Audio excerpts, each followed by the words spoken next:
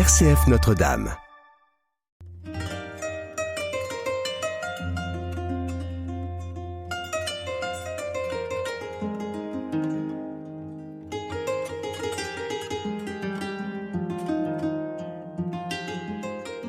En ce temps-là, Jésus disait à ses disciples : « Si vous m'aimez, vous garderez mes commandements.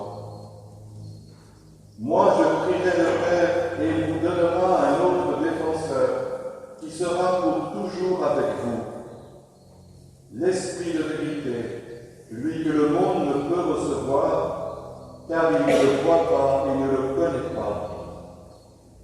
Vous le connaissez, car il demeure auprès de vous et il sera en vous. Je ne vous laisserai pas orphelins, je reviens vers vous. D'ici peu de temps, le monde ne me verra plus, mais vous me verrez vivant, et vous vivrez aussi. En ce jour-là, vous reconnaîtrez que je suis en mon Père, que vous êtes en moi, et moi en vous. Celui qui reçoit mes commandements et les garde, c'est celui-là qui m'aime.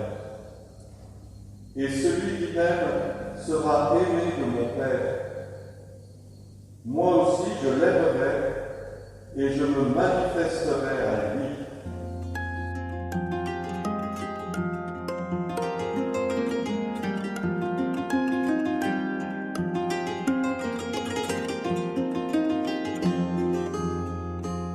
Henri Euzenat écrit: un témoin qui l'a connu était un être fragile de santé, physiquement plutôt frêle, mais une âme pure et peu préparée à l'éventualité de ce qu'il a vécu avec son frère jumeau Georges dans l'horreur des camps de déportation, de concentration.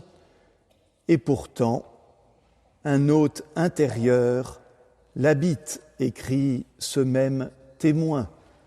Cet hôte intérieur, c'est celui dont l'Évangile fait la promesse. C'est tout à la fois le Christ et celui que le Christ envoie au nom du Père, c'est-à-dire cet Esprit Saint. Autrement dit, frères et sœurs, je voudrais essayer de relire cette parole du Christ, l'Évangile qui vient d'être proclamé, en le tissant quelque peu avec le témoignage que nous recueillons tout à la fois d'Henri, reconnu bienheureux, mais bien sûr nous n'oublions pas son frère jumeau Georges qui lui, comme vous le savez, est revenu de l'enfer des camps. Si vous gardez ma parole, si vous gardez mes commandements, eh bien c'est le signe de l'amour que vous avez pour moi.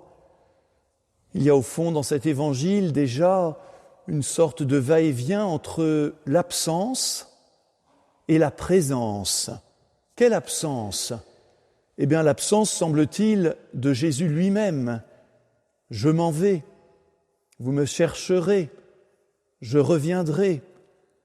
Et bien sûr, dans l'enfer des camps, l'absence visible, semble-t-il, du Christ était flagrante.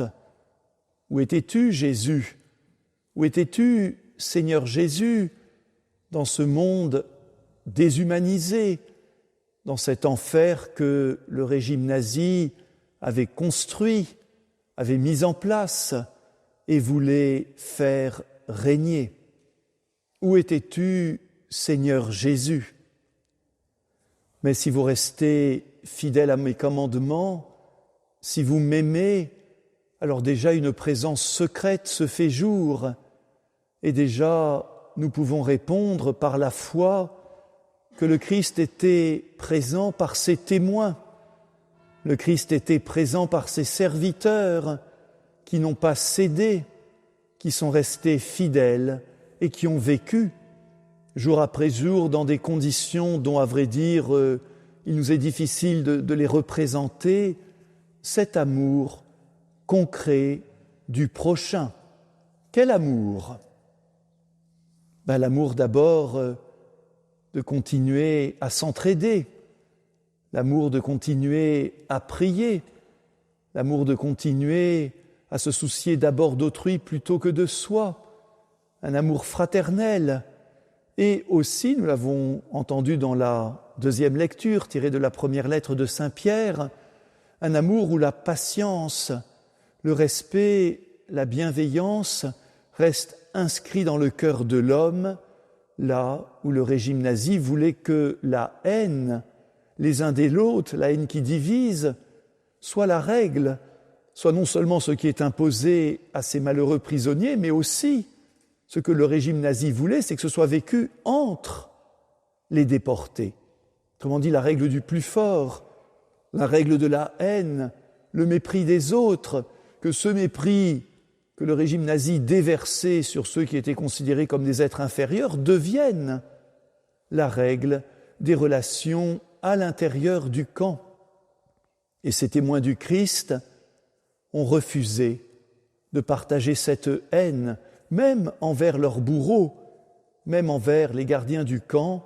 Les témoignages abondent sur le fait que nos bienheureux, portés par cette force intérieure, ont gardé vivant ce commandement de l'amour et l'ont même appliqué à ceux qui leur faisaient tant de mal. Et ainsi déjà, ce Christ qui pouvait sembler absent était bien présent et vivant en ses témoins. Mais pas seulement.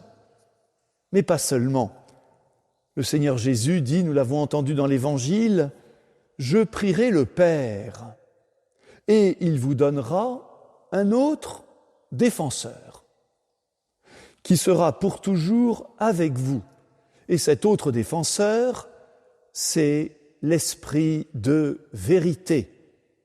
Défenseur, en grec, paraklétos, qui est un terme en fait plutôt juridique, c'est-à-dire avocat, celui qui est appelé à côté de celui qui est mis en accusation pour le défendre, pour parler à sa place, pour porter cette parole que lui-même peut-être n'a plus la force de porter.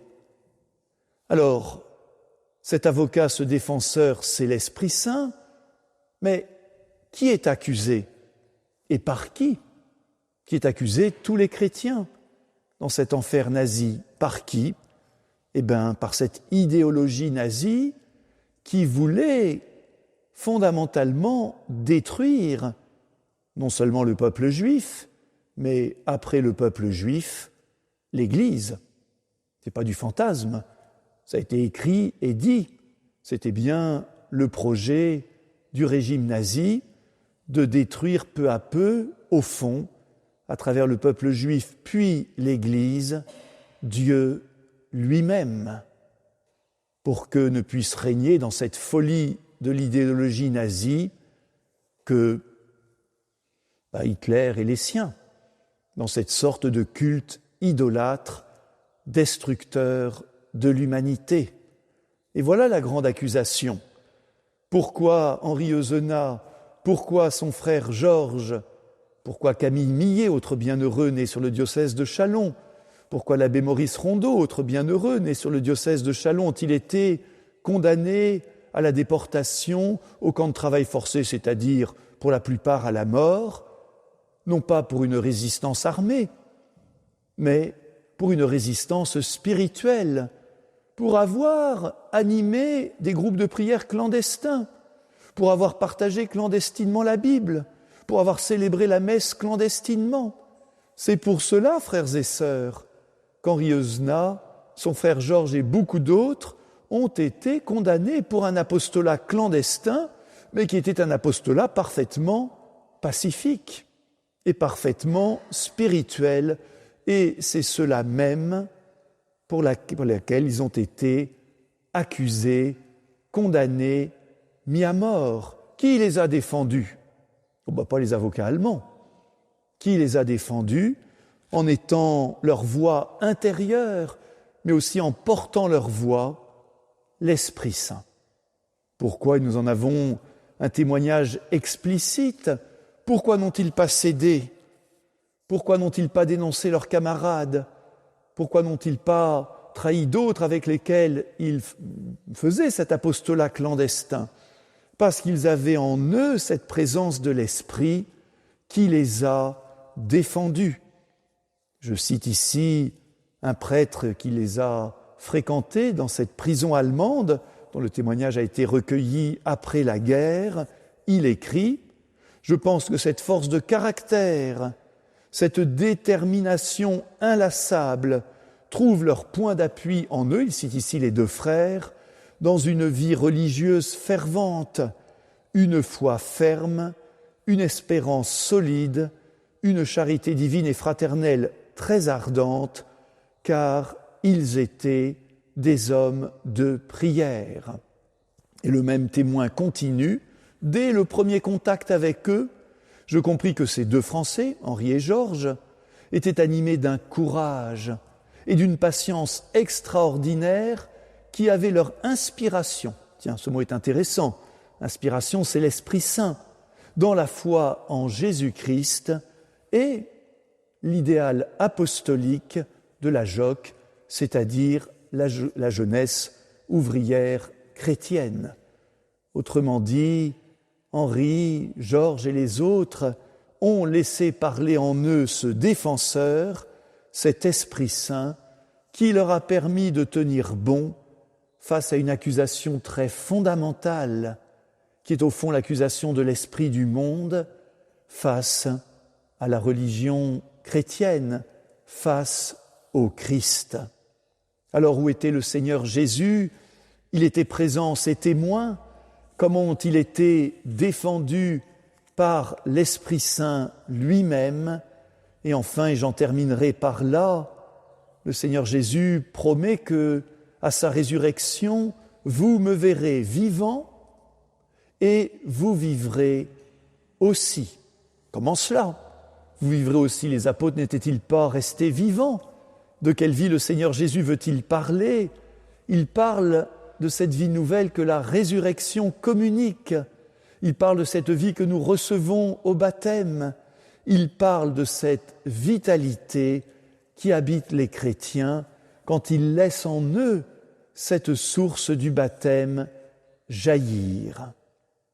Eh bien, frères et sœurs, dans l'enfer des camps de la mort, une petite étincelle est restée vivante. Cette étincelle, pour nous chrétiens, c'est l'étincelle de la vie du Christ. C'est cette vitalité qui reste jusqu'au bout. Alors il ne faut pas, bien sûr, en faire un portrait trop facile. Cette vie du Christ, cette petite flamme, elle est restée vivante à travers l'épuisement, à travers cette vie de camp devenue de plus en plus dure chaque jour. Georges, peut-être parce qu'il avait une constitution physique plus robuste, a pu revenir des camps de la mort. Henri Eusenat est décédé à Mauthausen, épuisé, à bout de souffle, à bout de rouleau. Nous ne savons pas exactement les circonstances de sa mort, mais il était très malade et surtout épuisé. Mais il me semble que nous n'avons pas à douter que cette petite flamme, cette présence du défenseur, l'a soutenu jusqu'au bout. Dans cette participation aussi, Monseigneur de Moulin-Beaufort l'a évoqué dans son mot introductif, à la passion du Christ, ce que le Christ a vécu sur la croix quelques heures, mais aussi en s'y préparant, eh bien, ses disciples l'ont vécu sur des mois et enfin dans des jours d'agonie. Mais, et j'en termine vraiment par là, au milieu de cet enfer nazi qui avait voulu éradiquer toute forme de vie authentique, toute forme de vie spirituelle, eh bien, nos témoins du Christ, le bienheureux Henri Euzenat et ses compagnons ont maintenu vivante, vive, réelle, la charité du Christ et la flamme de la foi. Alors recueillons avec gratitude leur témoignage, et puisque l'Église catholique nous a donné 50 nouveaux bienheureux martyrs de l'apostolat, et en particulier ce soir Henri Euzenat, en cette ville de Magenta, où il a vécu, habité, prié, parcouru ses rues, eh bien demandons l'intercession de ces bienheureux pour que nous-mêmes gardions vivante cette flamme du Christ. Amen.